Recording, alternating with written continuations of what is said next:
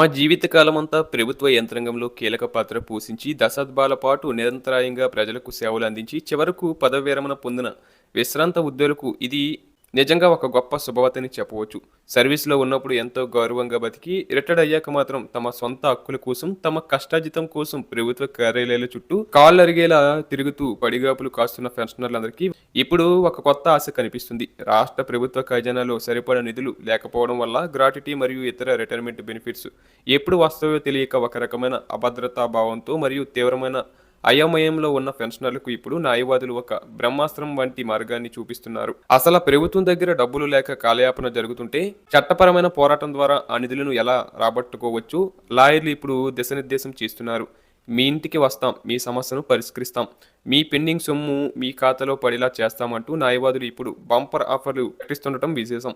అసలు మన ఆంధ్రప్రదేశ్ రాష్ట్రంలో ప్రస్తుతం ఏం జరగబోతుంది? ఎన్నడూ లేని విధంగా లాయర్లు ఎందుకు ఇంతలా ఆఫర్లు ప్రకటిస్తూ పెన్షనర్లను ఆకర్షిస్తున్నారు? దీని వెనక ఉన్న అసలు కథ ఏంటంటే, అవును, మీరు వింటుంది అక్షరాల నిజం. రిటైర్మెంట్ బెనిఫిట్స్ ఇప్పిస్తామంటూ లాయర్లు ఇప్పుడు నేరుగా విశ్రాంత ఉద్యోగుల అడ్రస్లు సేకరించి వారి ఫోన్ నెంబర్లు కనుక్కొని వారి ఇళ్ల తలుపులు తడుతున్నారు. సార్, మీరు ఆందోళన చెందకండి, కేవలం కోర్టులో ఒక కేసు వేయండి, 2 నెలల్లో మీ రిటైర్మెంట్ డబ్బులు మీ అకౌంట్లో పడేలా మేము భరోసా ఇస్తున్నామంటూ వారు హామీ ఇస్తున్నారు. ఇన్నాళ్ళు ట్రెజరీల చుట్టూ, సెక్రటరియట్ చుట్టూ తిరిగి తిరిగి విసిగిపోయిన పెన్షనర్లు ఇప్పుడు విధి లేక న్యాయస్థానాల వైపు అడుగులు వేస్తున్నారు.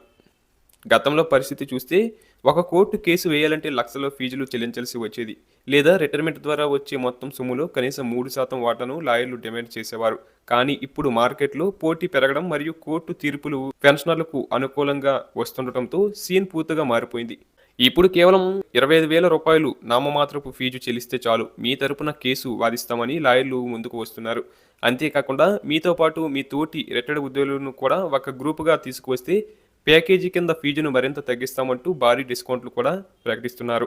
ఈ పరిణామాల వల్ల ఇప్పుడు హైకోర్టులో ప్రతిరోజు సగటున 25 నుండి 30కి పైగా కొత్త కేసులు ఫైల్ అవుతున్నాయంటే లాయర్ల ఆఫర్లు ఏ స్థాయిలో వర్కౌట్ అవుతున్నాయో మనం అర్థం చేసుకోవచ్చు. అసలు లాయర్లు ఎంత ఆత్మవిశ్వాసంతో గ్యారెంటీతో ఎలా ఆఫర్లు ఇవ్వగలుగుతున్నారు? దీని వెనక ఉన్న అసలు రహస్యం ఏంటంటే, ఇటీవల ఆంధ్రప్రదేశ్ హైకోర్టు ప్రభుత్వంపై తీవ్ర ఆగ్రహం వ్యక్తం చేస్తూ ఇచ్చిన మొట్టికాయలే దీనికి ప్రధాన కారణం. ఎగ్జాక్ట్లీ ఇటీవల సుమారు 2,640 మంది రిటైర్డ్ ఉద్యోగులు తమ బకాయిల కోసం హైకోర్టును ఆశ్రయించగా వారికి వెంటనే నిధులు విడుదల చేయాలని కోర్టు ఆదేశించింది. అయితే ప్రభుత్వం ఆ ఆదేశాలను బేఖాతరు చేస్తూ నిధుల విడుదలను పక్కన పెట్టింది. దీంతో ఆగ్రహించిన పిటిషనర్లు కోర్టు ధిక్కరణ కేసు వేయడంతో కోర్టు ఏకంగా ఆర్థిక శాఖ కార్యదర్శి సుల్తానియా గారిని స్వయంగా హాజరు కావాలంటూ సమన్లు జారీ చేసింది. ఈ పరిణామంతో కంగుతున్న ప్రభుత్వం కోర్టు ఆగ్రహానికి గురి కాకూడదనే ఉద్దేశంతో ఏకంగా 751 కోట్ల రూపాయలను రాత్రికి రాత్రి విడుదల చేయాల్సి వచ్చింది. పాత కేసుల్లో ఇలాంటి సంచలన తీర్పులు రావడం మరియు పిటిషనర్లకు వెంటనే బెనిఫిట్స్ అందుతుండటంతో ఇప్పుడు కొత్తగా వేసే కేసుల విచారణకు పెద్దగా సమయం పట్టదని లాయర్లు గట్టిగా నమ్ముతున్నారు.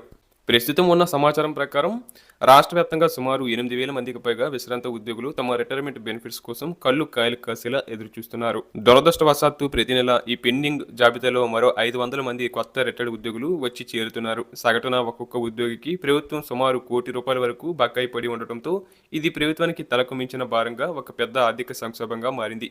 ఏది ఏమైనా నిధుల కొరత సాకుతో ప్రభుత్వం కాలయాపన చేస్తుంటే విశ్రాంత ఉద్యోగులు మాత్రం తమ న్యాయమైన హక్కుల సాధన కోసం కోర్టుల ద్వారా యుద్ధానికి సిద్ధమవుతున్నారు.